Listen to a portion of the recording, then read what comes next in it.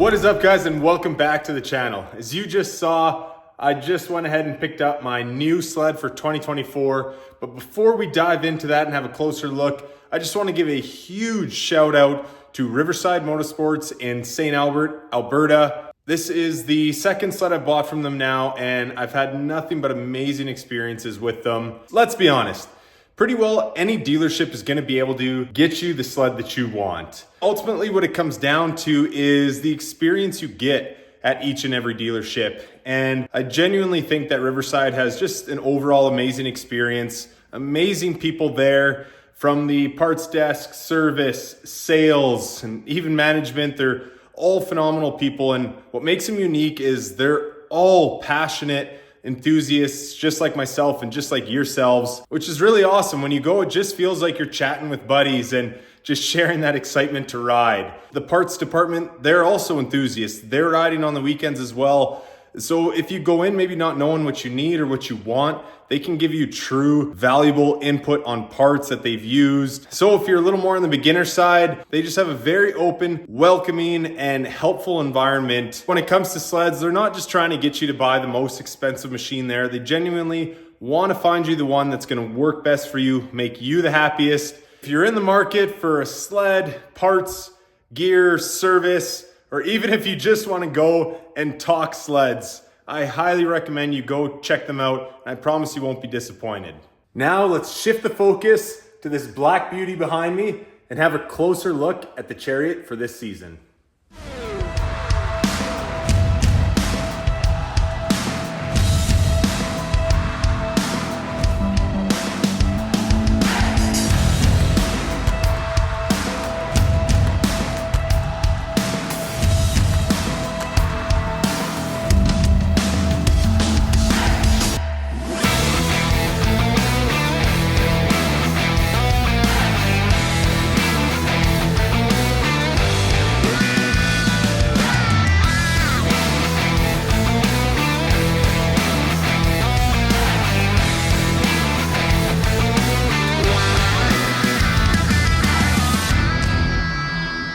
We've got a 2024 Polaris Patriot Boost Pro RMK 155, of course, with the Matrix Slash, and new to this year, the Series 9 3.25 inch track.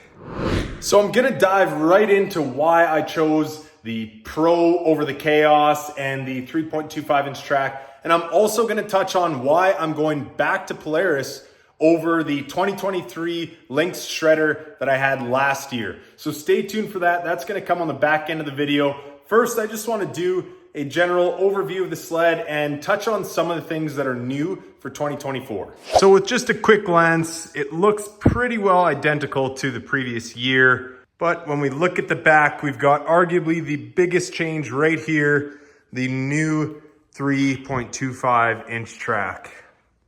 And she does look meaty.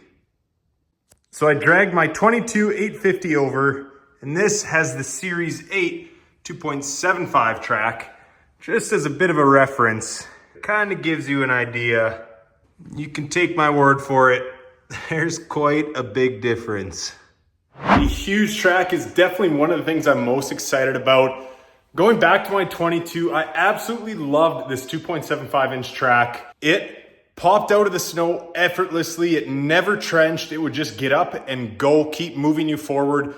And I loved that about this. And now they're claiming that the 3.25 is gonna do the same, that it gets you up and moves you forward. And now I think a lot of people are skeptical because typically once you get into that 3-inch lug, you start to have more trenching tendencies as it just wants to chew down as opposed to forward.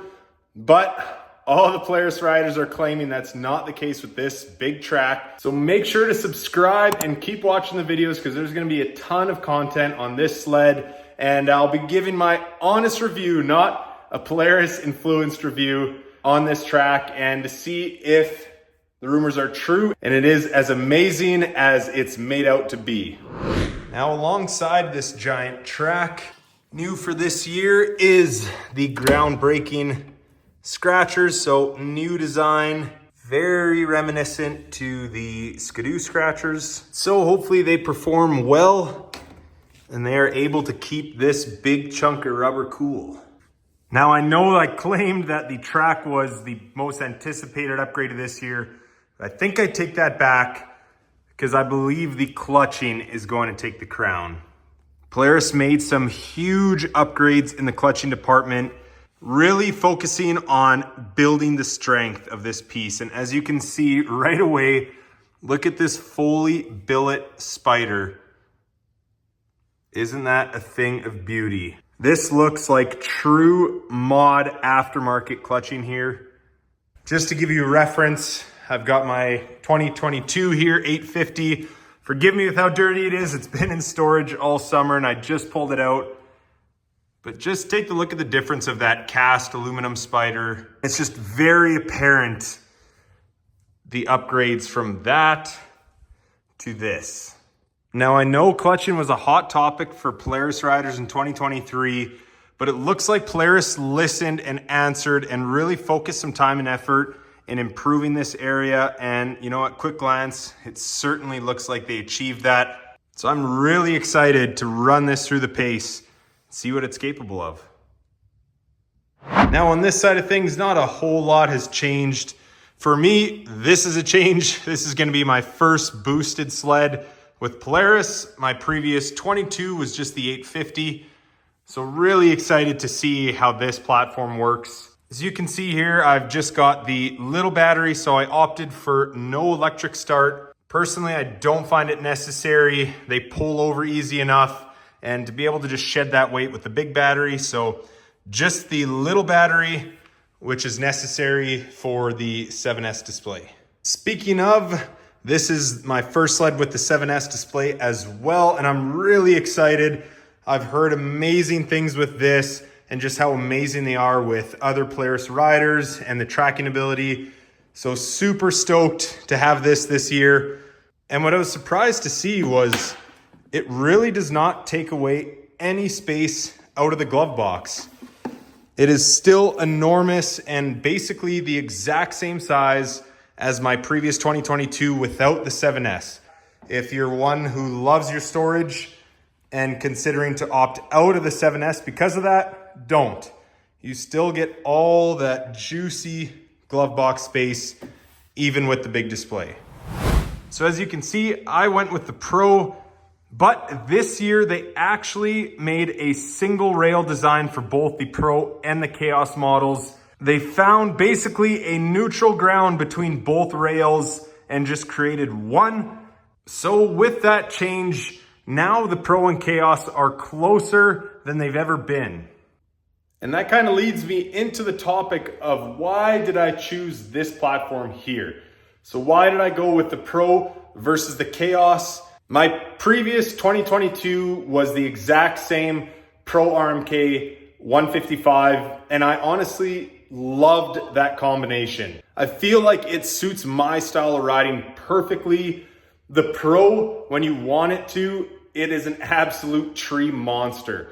Now I'd say tree riding makes up probably 80% of my riding. That's where I love to be, in the steep and deep. And the Pro chassis was just phenomenal. So predictable, kept the skis down, and was just an absolute beast in the trees. So that kind of favored my riding style. And what I found also was that when you wanted it to be, it was still just as playful. You could flip it around whenever you wanted it to. Maybe not as easy as the Chaos, but still simple. And that was with the 850. So I didn't see the need to go with the Chaos. Now, mind you, this year they're gonna be closer than ever, but I still like the idea of the Pro being able to get down to business and get you out and through those trees when you want it to. So on my 850, I've got the Fox Brant QSC shocks, and I'm gonna be putting those on the new machine. And I also think those play a huge role in the playfulness of this machine.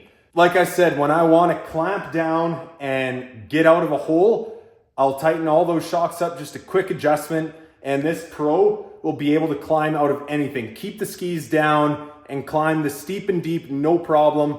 But when I'm in a nice big bowl and want to do some re-entries and flip around, I just turn those shocks as loose as they go. And in just seconds, you totally change the characteristics of this machine. So with those shocks, with the big track, with the Pro chassis, I think it's just gonna be the perfect combination of stiffening those shocks and being able to conquer the steep, deep, any climb, and then just in a change of a second, loosening off those shocks and getting an absolute playful back flipping machine. So I cannot wait to get this out and test my theory and see if it's gonna be the ultimate all-around machine. And guys, the shocks are just gonna be the start of this build. I'm going all out this year with the help of a few sponsors like Riverside Motorsports, which we talked about before, BMP Backwood Bumpers, Bikeman, and Deviant Inc. I'm really stoked to be working with the top brands of the industry this year, and I'm gonna be putting together an absolute epic build. So make sure you guys subscribe. You wanna stay tuned. I'm gonna have a full build video that's gonna be going over everything. As you can see behind me here, we've got some of the parts, and that's just some of them. We've got lots in powder coating and a lot more to come. But this sled will be unrecognizable to what you see right now, and it's gonna be an absolute warrior. All right, guys, pull up a chair. It's story time. So I wanted to go over briefly why I switched back to Polaris from my 2023 Lynx shredder last year. So if you guys are new to the channel, go ahead and look back on that footage. I've got tons of footage going over that machine, and at the end of the day, it was a wicked machine. The Turbo R ran phenomenal. It never gave me any issues throughout the season, never left me stranded. In that regard, the sled was amazing. It's really important to point out that I had the Shredder RE, which is their equivalent of the Free Ride, if you will, from Skidoo. So it had the really massive shocks, and that was a huge contributor to why I just did not jive well with that sled. The skid was so heavy with those enormous shocks, and they had moved down to a 15-inch wide track from their previous 16. So that combination of the extra weight and the narrower track, and myself being a heavier guy, just created an absolute trenching monster. And it was bad throughout the season, kind of manageable, but there's a few days in Revy when they got an enormous dump, and it was some of the deepest snow I've ever rode, and that sled was almost useless. I could not go anywheres with it. Sure, there's some rider input there that played a role, but everyone was just blown away by how badly that machine trenched. And so I've heard that the DS, which doesn't come with as big as shocks, wasn't nearly as bad because you don't have all of that crazy weight right on the skid. But my experience with the RE, that just really threw me off from that machine. And it's just not nearly as nimble. That extra weight, you could really feel it. I mean, it would still do all the same things that the other sleds would do in the trees, but it just took so much more effort. And those steep and deep lines, like it just made you second guess a little bit. Where going back to my 2022 Matrix, you never second guess with that sled. It was so predictable, so precise. In those steep and deep, it would never even cross my mind about maybe losing an edge or it kind of bumping off away from me. You just looked and it went exactly where you looked. I just had so much confidence on that sled. And I think unfortunately riding the Lynx last year, I actually regressed as a rider because I lost some of that confidence in the sled. I couldn't be as aggressive in the really steep and deep and tight trees as I wanted to be. That's where I really love to ride. So that sled just wasn't the right platform for me. And I genuinely think this Matrix chassis and just how predictable it is by far the best technical platform. I just have so much confidence when I'm on these machines. So I'm really, really excited to get back on a Polaris. Another thing with these Matrix, I just love the slash tunnel on these. Now I know the Lynx and the Skidoos have a shortened tunnel as well, but it's still really blocky, really square. It's just exactly that, shorter. Whereas when you look at the slash, it tapers back on the end. It really tapers up on the side. And there's just literally zero drag on these machines. I found if you ever did get slightly trenched, you could step off, give it a little push, and you almost never ever get stuck in them. It was absolutely unreal what you could push them through. And I think a huge contributing factor is just the simplicity and all that drag they take away on the back end. So that is another thing I'm really excited to get back into, is that slash tunnel.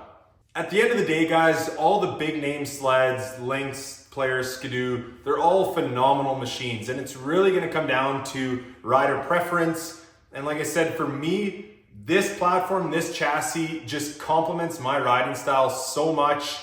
This year, I'm really gonna be going all out in my riding and in my content. It's gonna be a huge season for me, and I would absolutely love it if all of you join me on my journey. It would mean the absolute world to me. So please hit that subscribe button and let's get it.